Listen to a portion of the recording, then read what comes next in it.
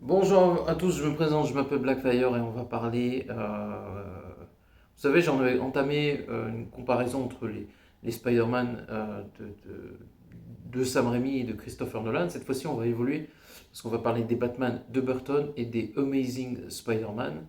Donc, on va commencer tout de suite, on va pas perdre de temps. On va parler par le premier film de Tim Burton et on va comparer bien évidemment Tim Burton à Mark Webb. Bon, il n'y a pas photo entre les deux, donc point tout de suite en termes de mise en scène et en termes de réalisateur à Tim Burton. Il a fait les deux Batman de Burton, il a fait Beetlejuice 1 et 2, il a fait Swinging Todd, Charlie et la chocolaterie, euh, Dark Shadow, Alice au pays des merveilles, c'est lui qui fait la série Mercredi. Donc voilà, le débat est terminé déjà, donc 1-0 direct pour Tim Burton. Ensuite, on va comparer l'interprétation des deux acteurs qui sont Michael Keaton et Andrew Garfield en Spider-Man. Je pense qu'il n'y a pas de débat non plus. Je trouve que Michael Keaton en Batman, il est vraiment excellent.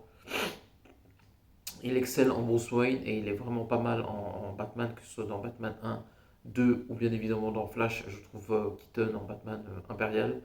Et à contrario, ben, franchement, Andrew Garfield, voilà, entre les trois autres Spider-Man, il n'y a pas de débat et encore moins de débat, je pense, avec les autres interprètes, comme les acteurs justement comme Michael Keaton ou des acteurs comme Christopher Reeves. Donc il n'y a pas photo. Et bah, du coup, point encore une fois à Batman avec Michael Keaton.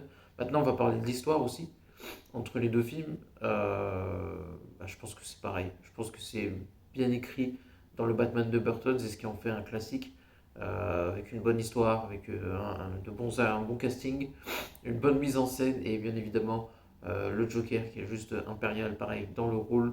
Et voilà, il y a juste à. Voilà. Donc par rapport à ça, 3-0. Et en plus, on va comparer les deux méchants des deux films, c'est-à-dire le lézard Curtis Connors dans la version de Andrew Garfield et bien évidemment, excusez-moi, du Joker de Nicholson. Et je pense encore une fois qu'il n'y a pas photo. Voilà, qu'on aime ou pas Nicholson, il faut avouer que c'est un grand acteur.